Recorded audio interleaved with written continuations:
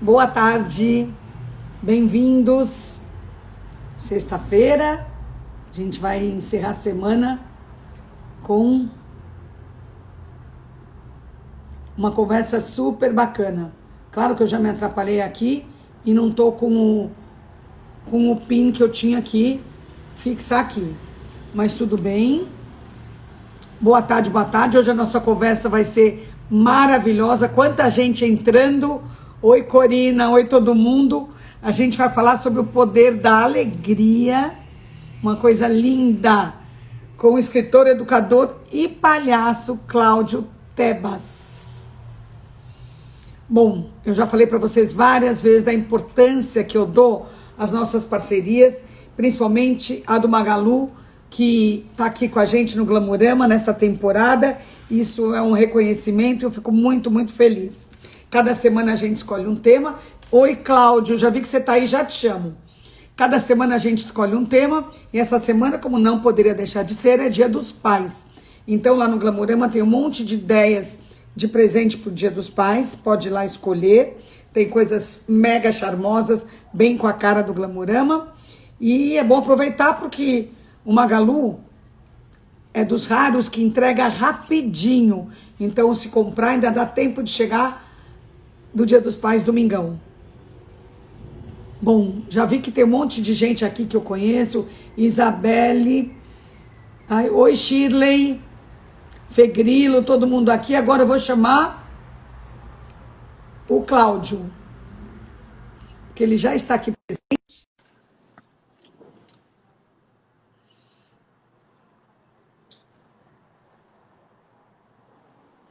Opa! Cláudio! Ei, Joyce! Tudo bom?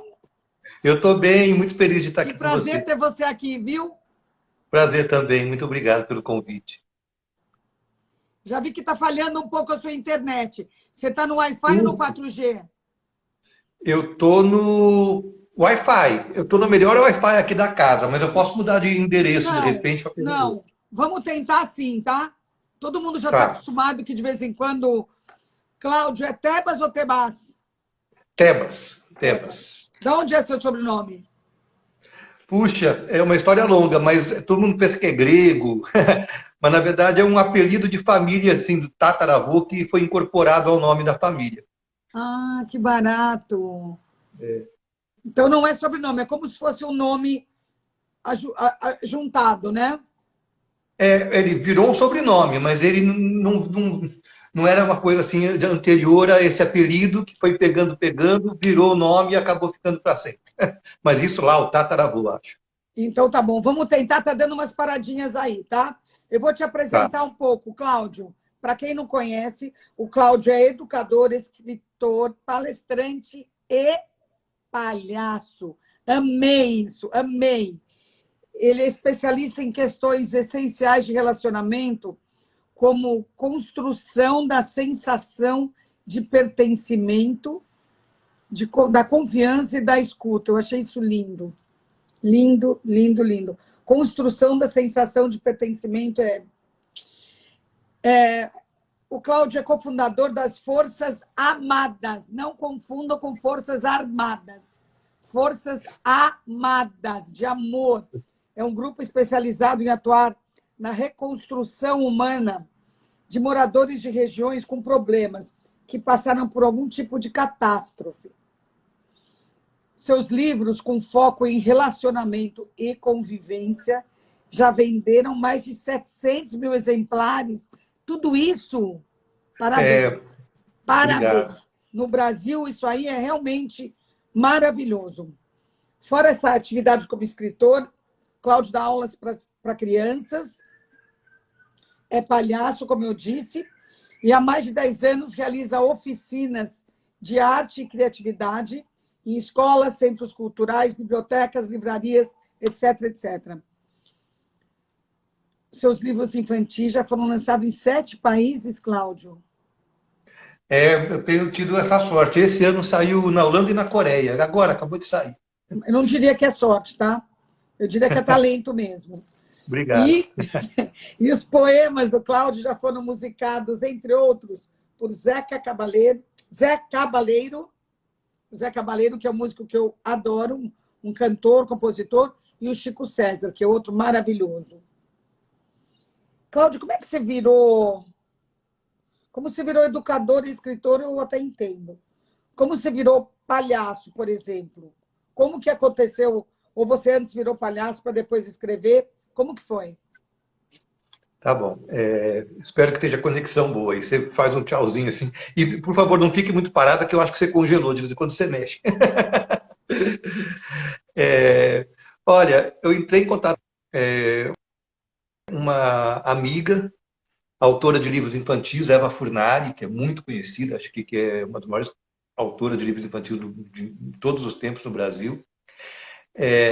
Me convidou para adaptar um livro dela para teatro. E durante a adaptação, acabei formando um grupo, e esse grupo é que adaptou junto comigo, na verdade. E na adaptação, a diretora, que é uma pessoa incrível, maravilhosa, Silvia Leblon, falou: olha, talvez essa peça fosse bom ter palhaço, vamos assistir um espetáculo de um grupo que eu conheço. Eu tinha quase 30 anos. E aí eu fui assistir, Grupo Lume, de Campinas, e fui arrebatado, assim, fui abalroado, assim. E aí passei a investigar o que era aquilo que tinha completamente tirado o meu ar, e fui perceber que tudo que eu tinha feito até os 30 anos era capacitação para o palhaço que eu viria a ser. Que bacana. Então, naquele instante, eu me encontrei ali. Tem uma parte do seu trabalho que você se identifica mais? Ou você pode dizer que é tudo um se comunica com o outro e um catalisa o outro?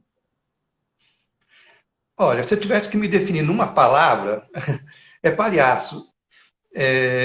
Eu acho que é o palhaço que faz as coisas assim. Eu sou um palhaço que escreve, eu sou um palhaço que educa, sabe? Mas procuro estar inteiro assim em mim o tempo inteiro. Isso tem a ver com a integridade que se exige de um bom palhaço. O que é ser? Isso que eu ia te perguntar. O que é ser palhaço? O que é ser um bom palhaço? Tá?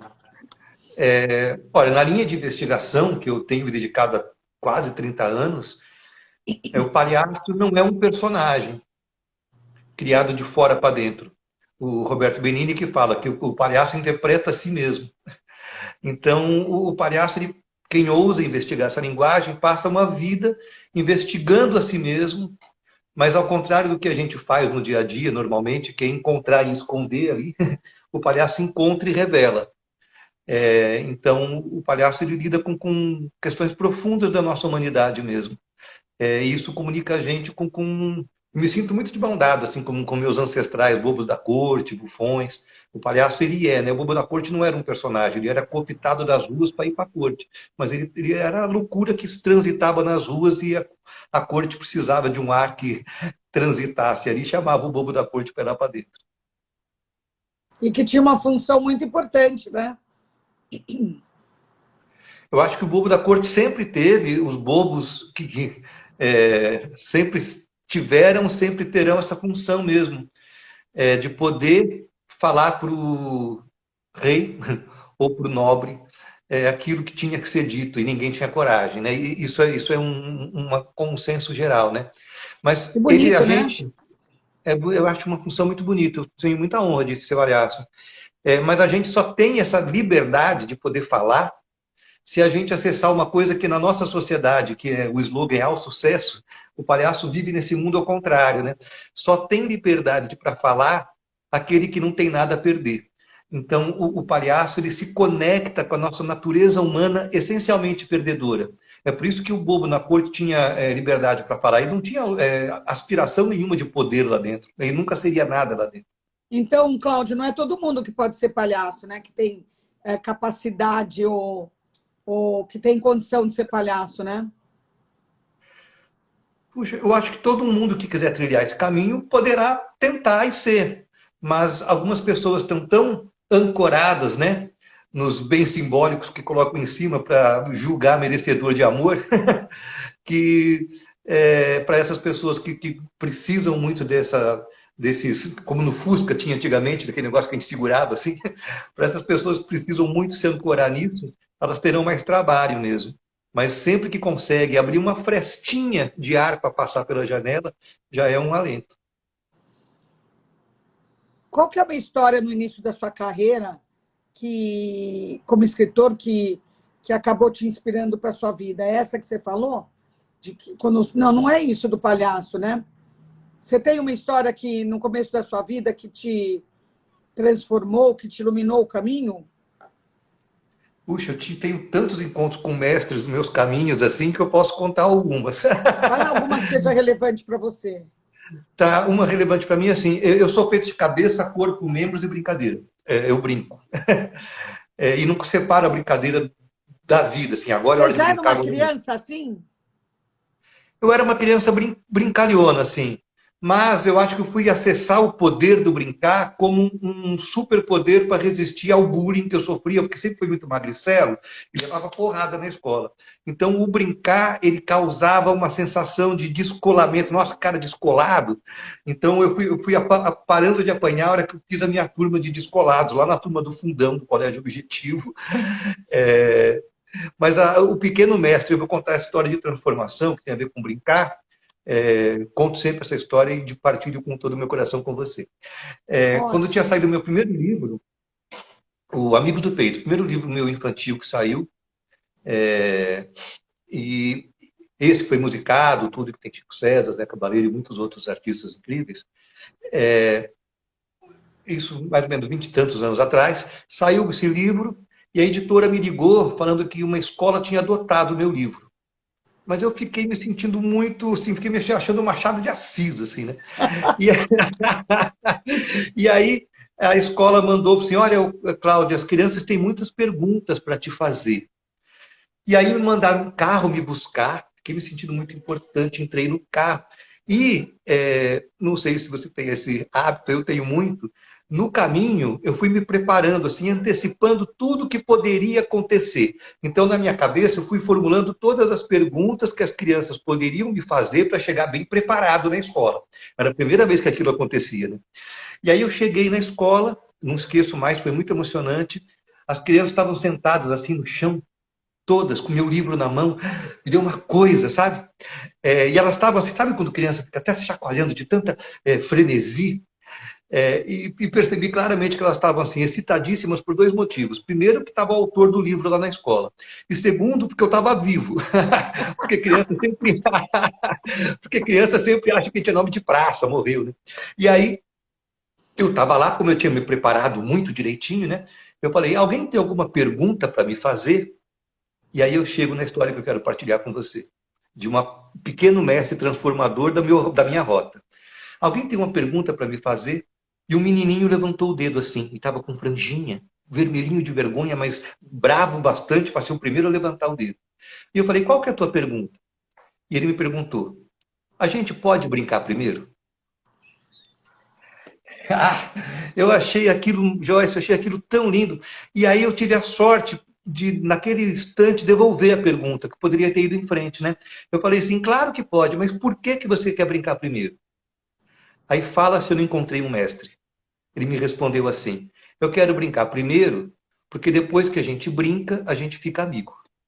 Ai, que amor!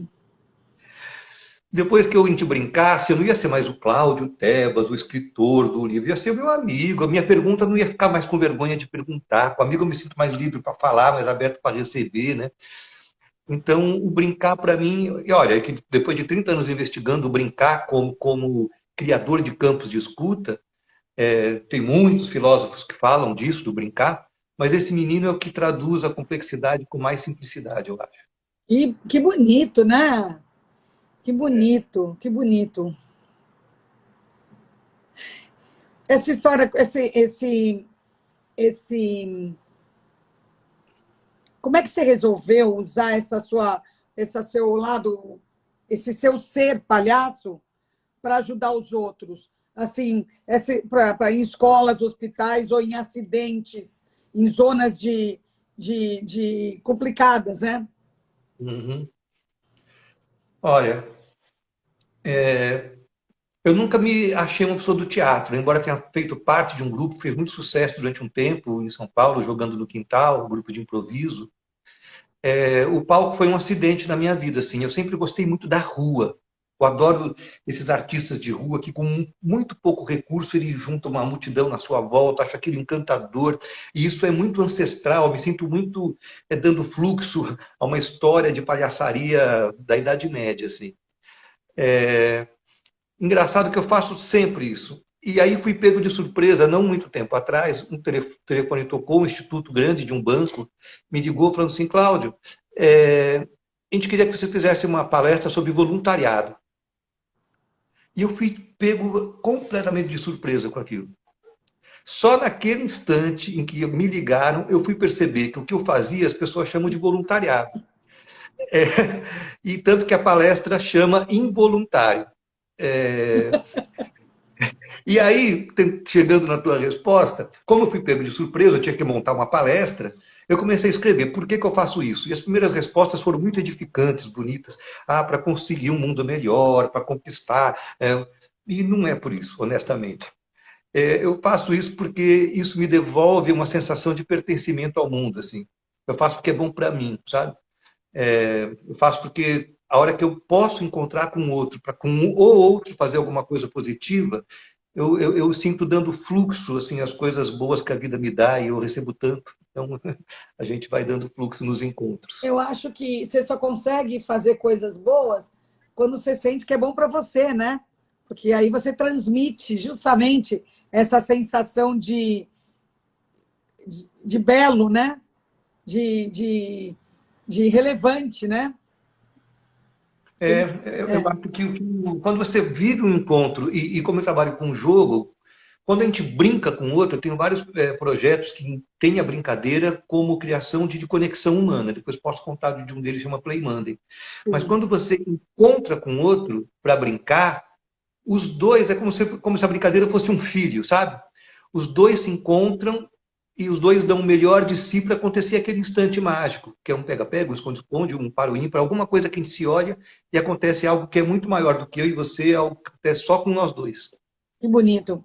Uma energia cósmica, né? É uma energia que eu não sei dizer qual é, mas pode ser cósmica, eu gostei, pode ser o que for, mas É o bonito. brincar tem esse poder mesmo, tem esse poder. E como é que você usa toda essa sua alegria para falar temas sérios, temas relevantes? Ah, o palhaço, ao contrário de humoristas, eu gosto muito de humoristas, tudo, mas o riso que o palhaço provoca não é o riso do entretenimento. E eu acho o entretenimento importantíssimo. Mas o riso do palhaço é o riso da diversão, e são coisas diferentes. O entretenimento distrai, a diversão desperta. Então, eu A busco. diversão desperta, você falou? Eu acho que a diversão desperta, deriva do latim mesmo, né? Diversão significa olhar por outro ângulo, né? Diverter, é ver por outro lado. Então, quando a gente cria um espaço de diversão, você é capaz de ver a realidade por outro ângulo mesmo. Isso que a gente chama, no livro que eu escrevi com o Christian Dunker, que sei que já teve aqui, ele amou a Você entrevista, escreveu um livro com o Christian. escrevi O Palhaço e o Psicanalista. Nossa, eu gostei tanto de falar com ele, tanto, tanto. Ele é genial. E que a gente traz isso mesmo, que essa escuta lúdica é como um descortinar de uma realidade que estava na sua frente e você não estava vendo. Isso só a brincadeira traz. Tenho Nossa, algumas histórias para que contar que são bonito muito isso. divertidas. Agora, o Dunker é psicanalista, né? Formado na USP, essas coisas todas. Então, ele está acostumado a trabalhar com isso tudo, né? Você, parece que você trabalha também com isso tudo, mas você não estudou psicanálise, nem psicologia, nem nada, né? Não, sou só atrevido mesmo. Vivido, É, experimentado. experimentado, é interessante, foi um encontro muito raro mesmo, a gente é muito amigo, ficamos muito amigos por conta disso, e a gente foi percebendo quanto os dois trabalham profundamente com escuta, profundamente com o ser humano, cada um com seu viés, né? E aí no livro a gente traz um pouco isso. O psicanalista trabalha muito com implicação e o palhaço trabalha com marginalidade. O palhaço Esse sempre livro é será para aquele... leigos? Como? Esse livro é para leigos? Super, super, Fala o super, título de super. novo. O palhaço e o psicanalista, como escutar os outros pode transformar vidas. Editora Planeta. Se eu tiver ele aqui fácil, eu já te mostro. Aqui, ó. Legal. Então, eu estava falando, o psicanalista trabalha com conceito de implicação e o palhaço com marginalidade. Porque o palhaço, pela sua ancestralidade, estando na corte, ele jamais era considerado como tal, então ele tinha um olhar de fora, mas sendo de fora ele nunca foi, sempre esteve dentro. Então ele consegue ter esses dois lados, da implicação e da marginalidade juntos. Aqui tem uma pessoa perguntando qual é a sua formação. Olha, eu vou te Virgínia falar está uma coisa. perguntando. Tá. A... Como é que chama a menina da sua produção? Morgana? Me Morgana. ligou? Morgana, queridíssima, super atenciosa. Ela me mandou Muito. mensagem um dia à tarde. Cláudio, eu vi que você é publicitário, coloco isso no teu currículo. Aí eu respondi para ela, assim, olha, quem é publicitário é o meu diploma, eu nunca fui. Eu nunca trabalhei com isso. Mas você A minha se formou formação é como... nisso? Me formei em publicidade, nunca trabalhei com isso, mas é claro que faz parte da minha bagagem, assim. Gostei do que você falou agora há pouco, assim, a minha formação são as experiências que eu tive, os amores que eu perdi, os amores que eu ganhei, os filmes que eu assisti, meus livros, essa conversa que a gente está tendo. Então, minha formação são os encontros, assim, eu sou... Maravilhoso. São os encontros, muito bonito. Tem muita tristeza nessa coisa do palhaço, a gente comentou já aqui um pouco, né? Tem? E tem também essa tristeza no homem em geral? Que ele não No deixa vir homem, para fora, talvez? no homem ou no homem humanidade? Humanidade. Humanidade. Olha, vou responder uma coisa agora, talvez daqui a 5 minutos que ele responder outra. Zero desejo de certeza. O que me ocorre agora é que alguns sentimentos eles foram considerados menores, né? Feios sentir, né? Então a gente foi criado assim, lembra da tia puxando a bochecha, bonito, inteligente, né? E aí então Eu tinha esquecido disso. e a gente não é tão bonito e a gente também não seja tão inteligente quanto a tia acha, pode ser que tenha outras inteligências. Então, alguns sentimentos foram são ainda muito represados. Tristeza. O que as pessoas falam quando vão falar de um terceiro que está triste? Fulano de tal está mal. Ele não está mal, ele está triste. Mal ele vai estar se estiver fingindo que não está triste, né? Então, acho que a gente não foi educado na escola, na família, na sociedade, a entrar em contato com a gente, nomear os sentimentos e encontrar formas de expressar da melhor forma possível para si e para o outro esse sentimento, né? Então, o palhaço ele trabalha com tudo isso. Palhaço é triste, é contente, é louco. E talvez a maior loucura do palhaço seja aceitar e revelar. Aceitar e revelar, né? É um pouco como a criança que você pergunta, você está comendo bolo?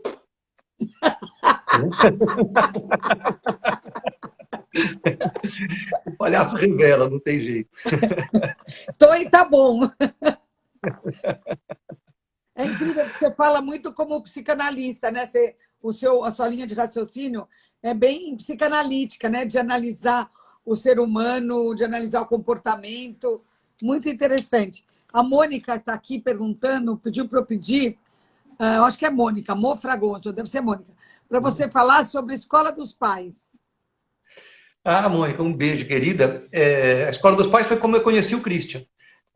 Eu, há muitos anos, carregava dentro de mim, fui pai muito novo, e eu sou muito amigo dos meus filhos, hoje tudo grande, fui pai com 22. E Nossa, sempre por ter... cedinho mesmo. E com 22 eu tinha maturidade de 15. Eu e sei, depois, eu tinha de 10. E depois eu fui pai com 28, aí já tinha mais maturidade, mais ou menos 16, 17.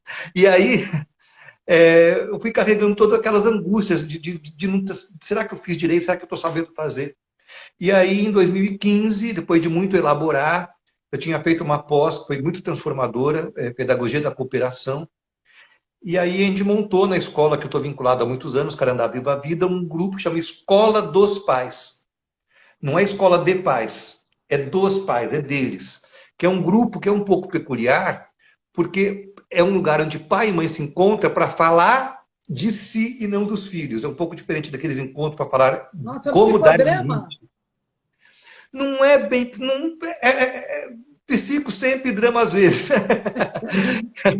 Mas é um espaço para a gente falar das inquietações de ser pai e mãe no mundo, acolhimento coletivo, e a partir desse acolhimento, quais são as soluções que aquele grupo, naquele momento, encontra para colocar para frente, né?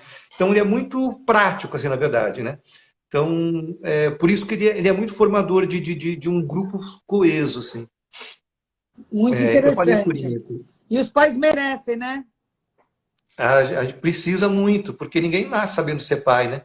Nem mãe. Então a gente vai carregando solidões, assim. E a hora que Cláudio, encontra, tem que ver que todo mundo é muito deu uma paradinha, parecido. deixa eu ver se você me escuta. Voltou, Oi, Anu. voltou. Voltei. Como que a gente faz para levar alegria hoje em dia para pessoas muito tristes, para momentos muito tristes? Vou contar uma história que eu vivi com as Forças Armadas e que acho que vai responder a tua pergunta. Em 2011, a região serrana do Rio de Janeiro veio abaixo. Você lembra disso? Foi quando a gente fundou as Forças Armadas. Quem deu esse nome foi o Paulo Federal, palhaço maravilhoso. O nome de palhaço dele é Adão. E a gente brinca de dizer que Adão é o primeiro palhaço do mundo. E aí a região serrana veio abaixo, nós fomos para Teresópolis, Rio de Janeiro, 3 palhaços. Eu, Paulo Federal e Álvaro Lages. Quando a gente chegou na montanha ali, numa comunidade abandonada, assim, era uma vez um lugarzinho no meio do nada, um lugarzinho estava destruído. Das 150 crianças, só 50 estavam localizadas. E a gente chega lá e pensa o quê? Vamos levar alegria para as pessoas, como é que a gente pode levar felicidade para as pessoas? Só que a gente encontrou uma coisa devastadíssima, e era a primeira vez que a escola abria, as pessoas estavam com muito medo de sair, e não abriu para ter aula, abriu para fazer um censo. A gente chegou, tinha um flip chart assim, e um morador da cidade fazendo o censo, quem está vivo, quem está morto. Chegamos nessa situação. Respondendo a tua pergunta, agora com vocês as Forças Armadas, e nós entramos no automático, tocando uma música, conexão nenhuma com as pessoas. É no automático, né? Nenhuma com as pessoas. Entramos no automático. A gente estava tão perplexo com a realidade que a gente estava se deparando que a gente não estava entrando em contato com a gente mesmo. E aí a gente ganhou um presente e vou responder como é que leva alegria. A gente estava chocado, entrou uma menina com um papel sulfite, um poema. 9 anos a menina, mais ou menos. Ela tinha escrito um poema sobre como a cidade era e como tinha ficado. A hora que ela leu o poema, todos choraram, inclusive os 3 palhaços.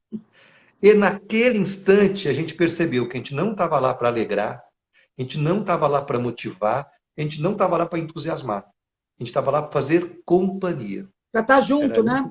Para estar junto. Então, o melhor jeito de acolher o outro quando o outro está triste não é querer alegrá-lo. O melhor jeito é escutá-lo, escutar profundamente, sem querer aconselhar, sem querer dar palpite, só criar um campo para que, ao falar, ele possa se escutar e, na escutação dele mesmo, ele possa perceber o que ele precisa. Você sabe que eu estou lembrando, eu fiz uma entrevista aqui, uma conversa com a doutora Ana Cláudia, ela é especializada ela é geriatra especializada em luto.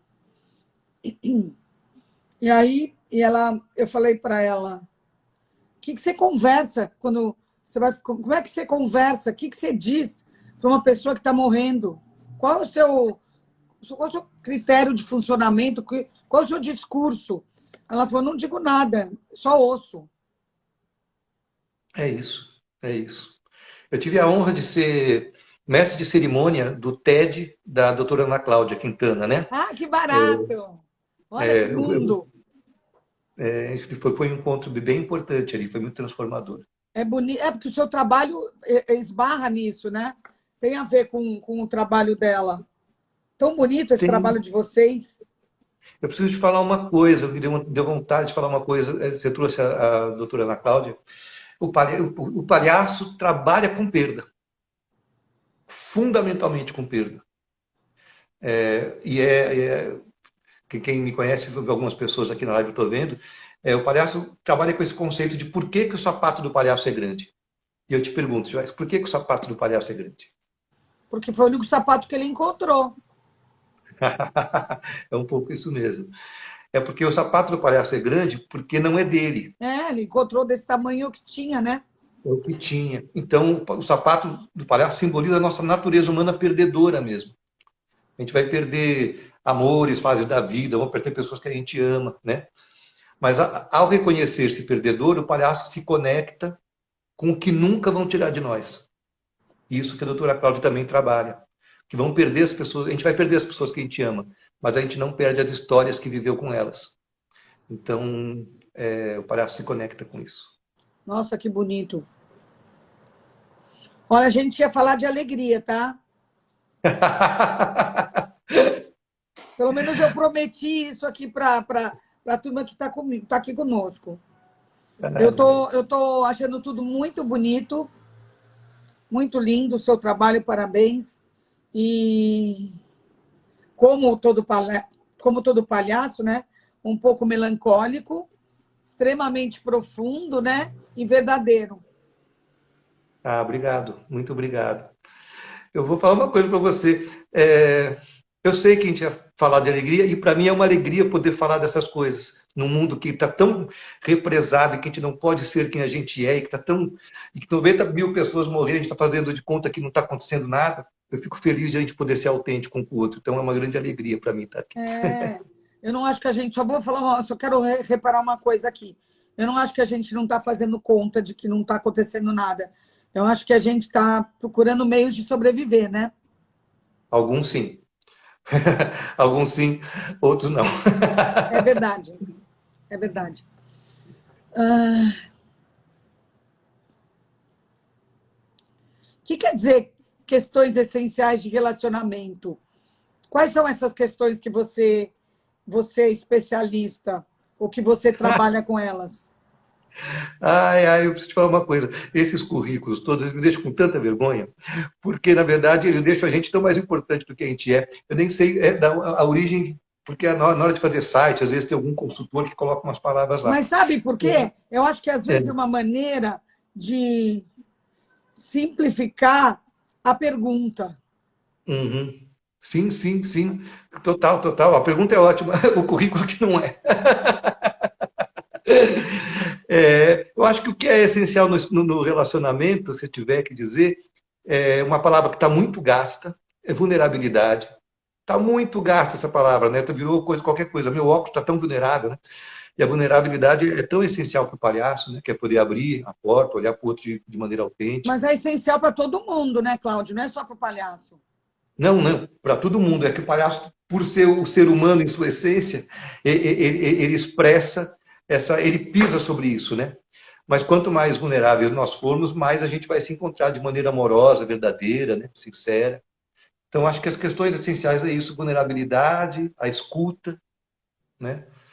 E estou me sentindo super escutado por você. É tão bom, né? Quando a gente conversa, você percebe que a pessoa está te escutando. Não está só perguntando uma sucessão de perguntas, você nem escuta o que está respondendo. Às vezes faz uma outra pergunta que já foi respondida. Super, super, super. Tem uma mulher que, não sei se você conhece, uma americana, que chama Brené Brown. Opa, claro, está aqui do meu lado, a Brené, o livro. Ela fala de vulnerabilidade, né? Fala bastante e muito bem, ela é incrível. Ela é incrível.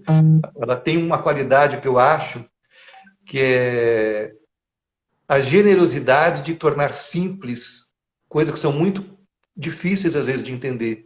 Eu acho muito generoso aquele que, sabendo da complexidade, reveste de palavras que todo mundo acesse.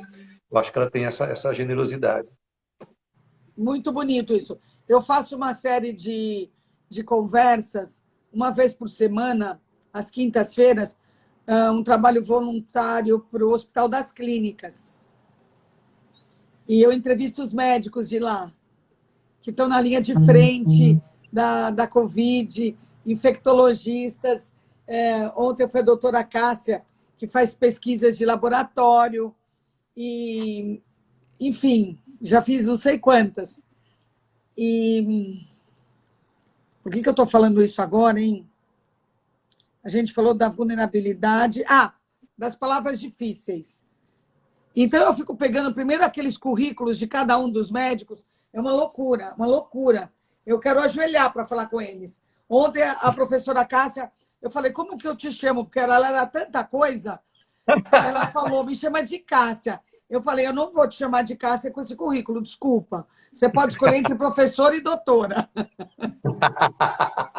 E aí, às vezes, o tema é muito, às vezes o tema é mais palatável, porque a gente está tão em contato hoje em dia, né, com essas questões, mas às vezes é mais difícil.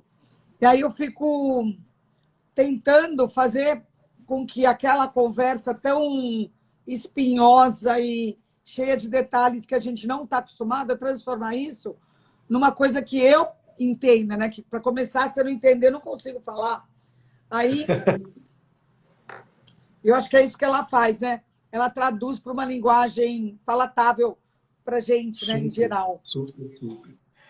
Olha, fiquei com vontade de falar uma coisa que eu amei que aconteceu agora. Pode falar.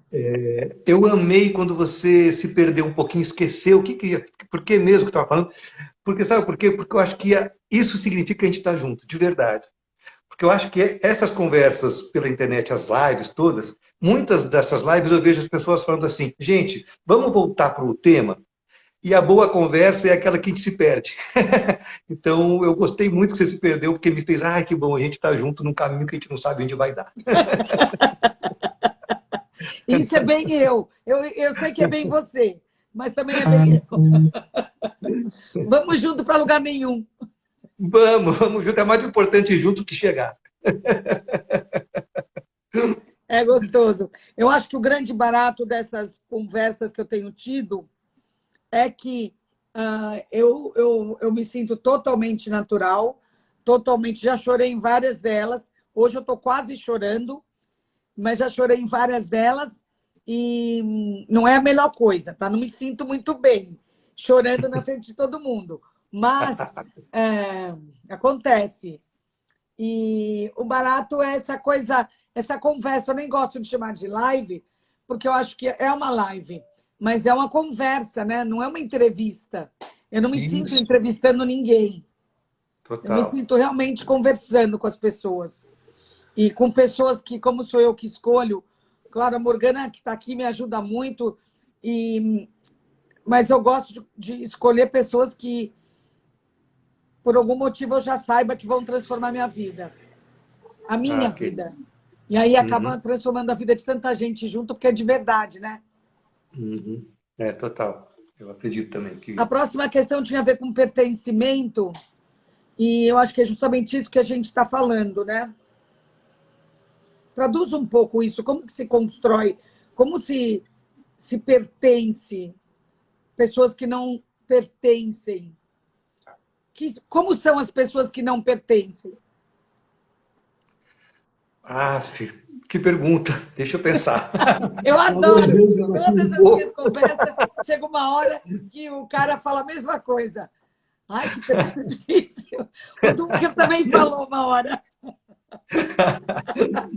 Ai, ai. Olha, eu vou, sei lá, vou pegar o caminho aqui, me seguro da minha mão. O palhaço, ele é o inadequado por natureza, né? Inadequado por natureza.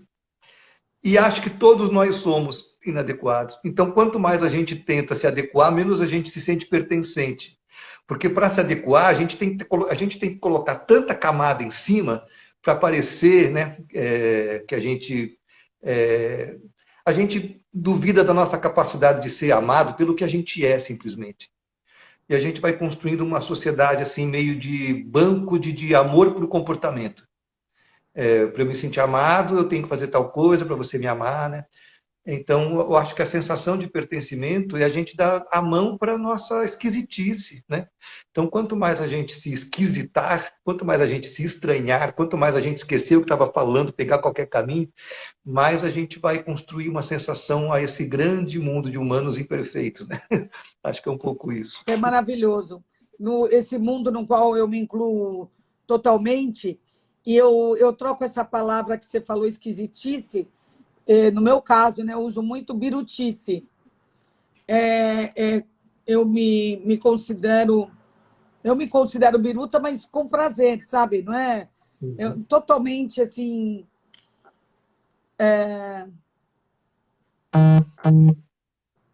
e feliz, muito feliz, porque eu acho que Eu pertenço a esse time, esse grupo dos birutas.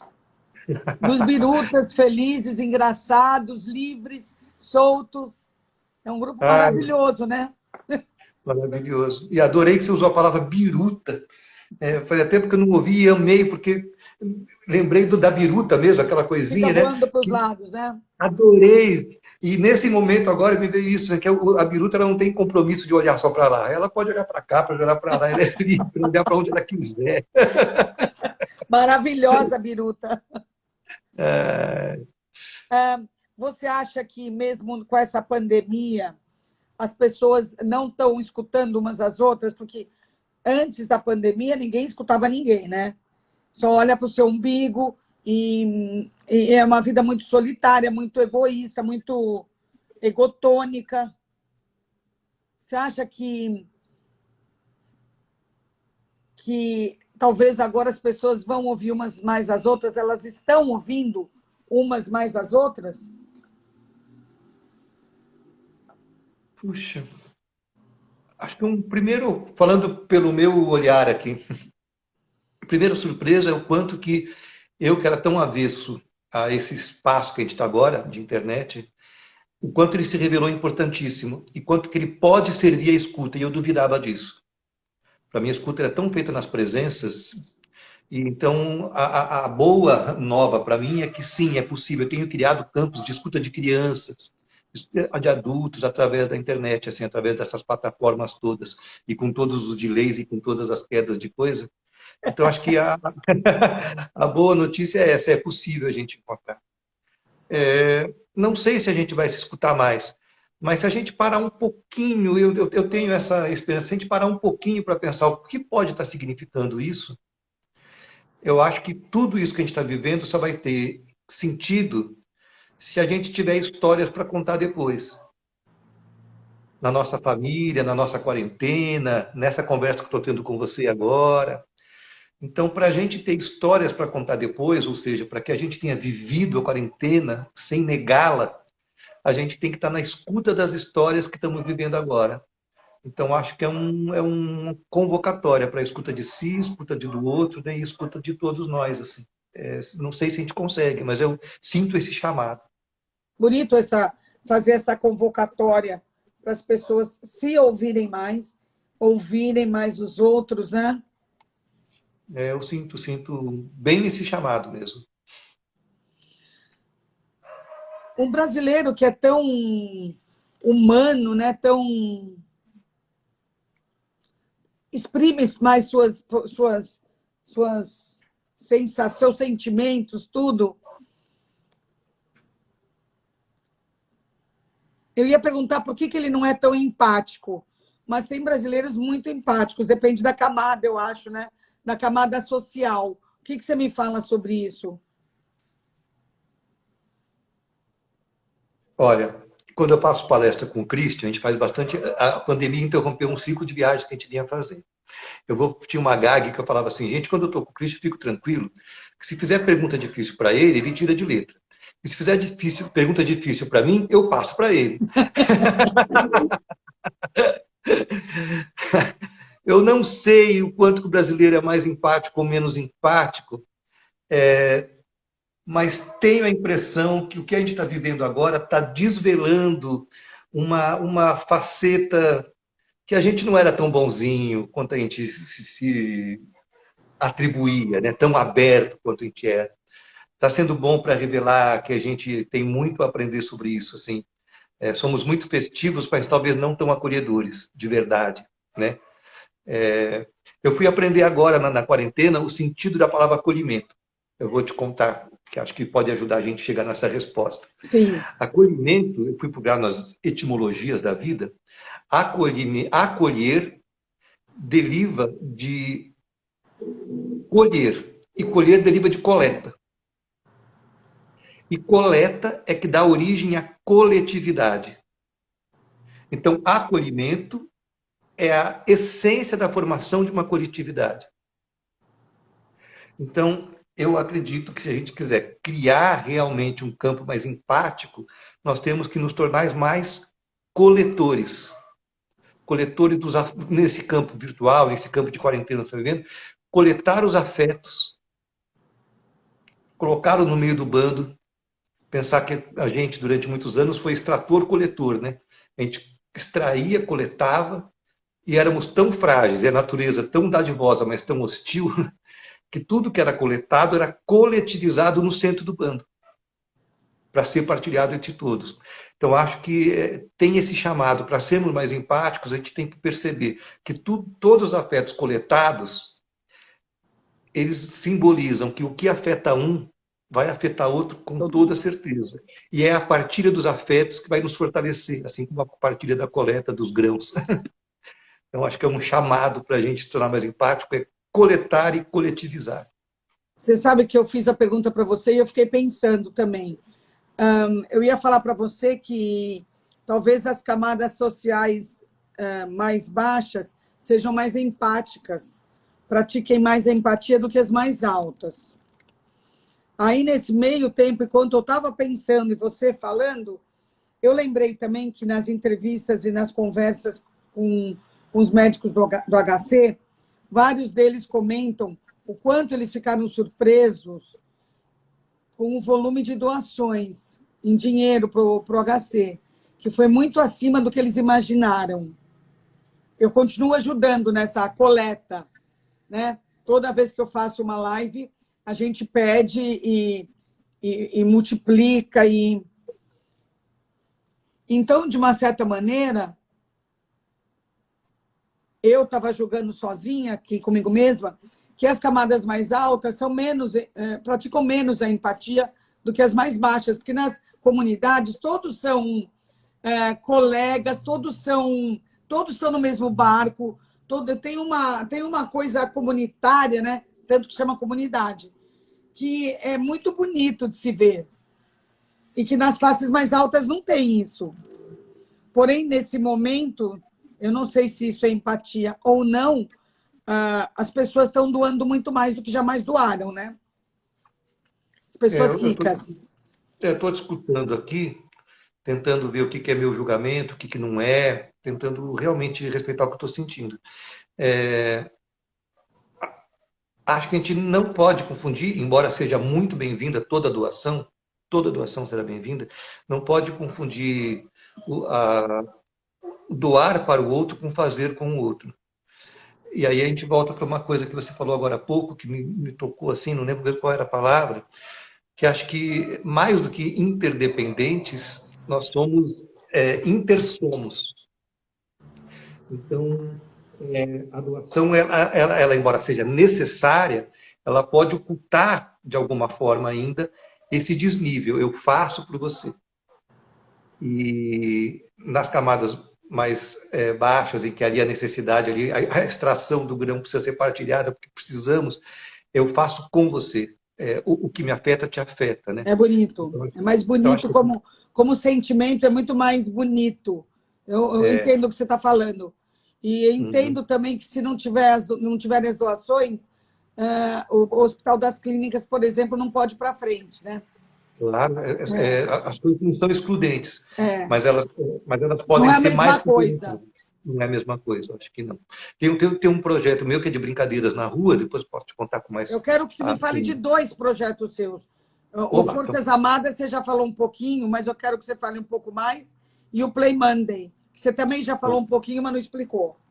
Tá bom, eu vou trazer o Play Monday agora a partir disso que você falou um pouquinho. O Play Monday é conexão humana através de uma brincadeira que você faça. O mote é brinque, grave, publique com o seu celular. Qualquer brincadeira que conecte 2 pessoas. São várias histórias, mas eu vou começar com uma que tem isso com doação. Você tem um Instagram onde a gente veja isso? É no teu Instagram ou no outro? O Play Monday, acho que tem Facebook, mas acho que talvez tenha Instagram também. É Play Monday. Play Monday. Já aconteceu em vários lugares. É lindo e simplíssimo. Eu vou te contar uma história que eu amo de tamanha simplicidade. São muitos vídeos. Tem vídeo na Itália, é lindo. Mas, enfim, em Portugal, o Play Monday foi adotado. Olha aqui a potência. Depois eu volto ao que eu ia falar, na conversa que vai se perdendo.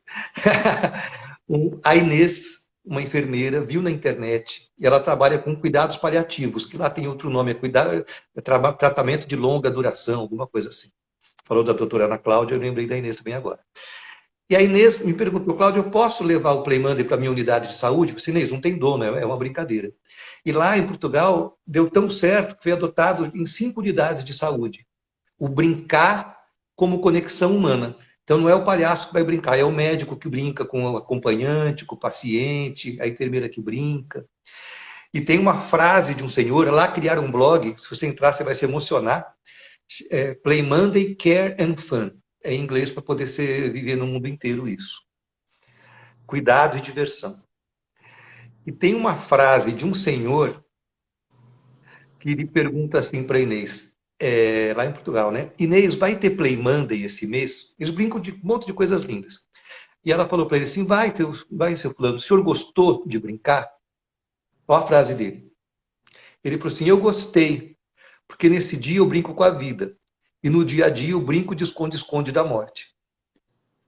Então, a potência que o brincar tem, né? Então, o Play Monday aconteceu em muitos lugares, é lindo. Mas ele é diferente, aí voltando para a doação, o brincar é diferente de dar uma flor. E eu não tenho nada contra a flor, obviamente. Mas na rua, quando eu vou te dar uma flor, 2 desconhecidos, primeiro, eu tenho que reconhecer que a Joyce viu que isso é uma flor e não um panfleto. Não é uma arma, porque a gente anda tão assustado. E que a Joyce, no seu corpo, na sua energia, percebeu que é flor e quer receber a flor. E eu, na minha energia, percebi que quero te dar a flor. E naquele instante, tudo isso acontece numa fração. Quando eu te dou a flor, ela é menos importante do que tudo isso que a gente viveu antes. Que 2 desconhecidos se abriram um para o outro. Ela é a celebração desse instante de abertura. Então, o brincar ele não tem a flor, ele tem a celebração junto com o encontro, né? Então, são muitas as histórias do Play Monday. Bonito, muito bonito. E fala um pouco das Forças Amadas, mais um pouco. As Forças Armadas, eles confundem um pouco com o Play Monday, que é mais ou menos a mesma turma. Ele surgiu em 2011, lá por causa do Rio de Janeiro, por causa das Essa chuvas. história que você contou. E a gente está vivendo um presente agora, porque vai fazer 10 anos, a nossa anfitriã lá, Ana Leite, nos ligou agora, um mês atrás. Nos ligou e falou, Cláudio, faz 10 anos que vocês estiveram aqui, as crianças já são adultas, algumas já têm até filho. E estamos acontecendo o seguinte, a gente está em apuros, estamos com outra catástrofe. O que aconteceu, Ana? A catástrofe agora é região, chama rural. A Secretaria de Educação pediu para os professores mandarem a lição de casa fotografada por WhatsApp. Só que a região Santa Rita quase não tem internet. Só tem um ponto que tem internet. Os pais que têm 3G, eles não querem ficar vendo fazer lição de casa, porque eles usam para emergências. Claro. Aí ela falou assim, então está uma catástrofe, que o professor está sabendo que não serve para nada o que ele está fazendo, a criança não faz, o pai está desesperado, E a gente fez um projeto que eu vou te contar agora, 10 anos depois das Forças Armadas. Aí eu falei, putz, então vamos infundir de significado isso. E como que a gente fez? São as Forças Armadas e as forças da colaboração de todos. Os professores conversaram com os alunos rapidamente pela internet e pediram para os alunos nos mandarem substantivos pequenos, né? Crianças pequenas. Substantivo, nome próprio, verbo, adjetivo. Nos mandaram as palavras que eles mandaram. As crianças são autoras da história. E aí, os 3 palhaços se juntaram no Zoom, colocamos no potinho aqui, adjetivo, outro potinho, nome próprio, e começamos a contar histórias improvisadas a partir das palavras deles. Ou seja, a criança tem mais significado aquilo porque é a história que ela construiu. Então, era uma vez uma menina chamada Marjorie. A Marjorie está assistindo, os amigos vão dar risada. Só que ainda assim tem um problema. Como é que eles vão assistir se não tem internet? E aí é que entra a força colaborativa maravilhosa. A Ana, nossa anfitriã de 10 anos atrás, e que trouxe esse problema agora, pegou o que a gente gravou, vai estar acontecendo isso agora, essa semana, vai colocar uma televisão no único ponto que tem internet, levar o seu computador, colocar e passar a cadeira, para todo mundo. E vai buscar as pessoas de casa em casa para que eles assistam. Então, que lindo! Isso que é coletar, né? Coletar. Bom, a gente está terminando. Eu queria que você falasse um pouco sobre os cursos. Que você dá um curso? Que tipo de curso você dá? Olha, curso de palhaço eu dou uma vez por ano, presencial. E eu dou uma vez por ano só, porque ele é tão intenso que eu acho que ele tem que ser insuportável para ser bom. Então, só dou uma vez por ano. Porque, porque... E pela internet eu estava muito resistente, com medo de, mas agora não, percebi que dá, que Não. funciona e tem funcionado muito. São cursos de escuta e espaços de acolhimento. A gente criou, eu e Ana Paula Peron, uma mediadora de conflitos, um processo que chama A Rede na Varanda, que as pessoas levam, que conversas difíceis estão precisando ter, e a gente ajuda a encontrar um meio de conseguir falar aquilo que está machucando. Bom, isso é uma terapia, né? Não sei se é terapia, mas é muito terapêutico. É isso que interessa.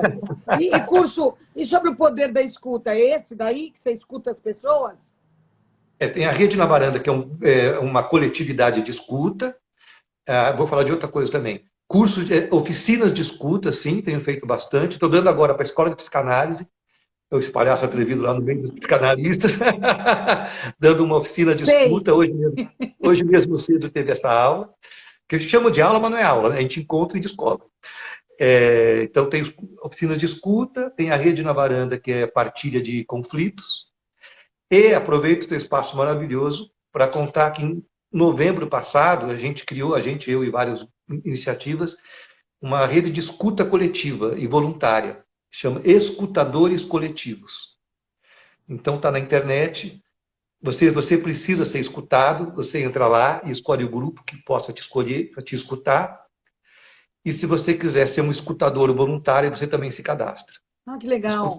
Você Escutadores pode coletivos. ou ser escutador ou usar o serviço dos escutadores, né? Exatamente. A gente está com um projeto que está acontecendo lindamente. São vários grupos lá, né? Um dos grupos chama Sidewalk Talk. É um projeto lindo que chama 60 e Escuta.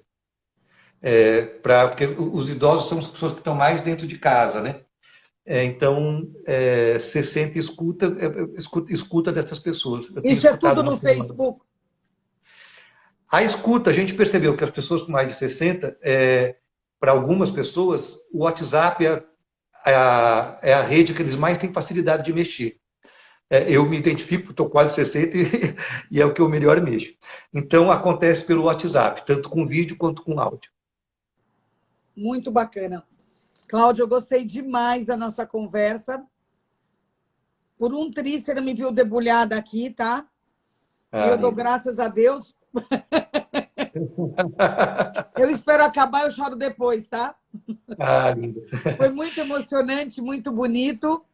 E eu queria Obrigado. te agradecer muito Obrigado. e dar parabéns para você, tá? Obrigado, querida. Seu Muito trabalho é obrigado. muito bonito, muito, muito, muito. Muito Obrigado. bom a Fico gente estar junto, viu? Obrigado. Eu vou te dar um presente, então. A gente falou de alegria e eu termino falando de um poeminha meu, que ainda não foi publicado, mas é de um livro infantil, que tem a ver com alegria. E tem a ver com isso que você me transmitiu. Simplíssimo. É assim, alegria é ter sol em dia de praia. Felicidade é brincar, mesmo que a chuva caia. Ai, que lindo! Que lindo! Um haikai. Quase Muito um haikai. lindo. Muito obrigada Obrigado. por finalizar com essa pérola tão linda. É, Obrigada, Cláudio. Foi um muito beijo. bom, viu? Eu que agradeço. Um beijinho. Outro. Tchau, tchau.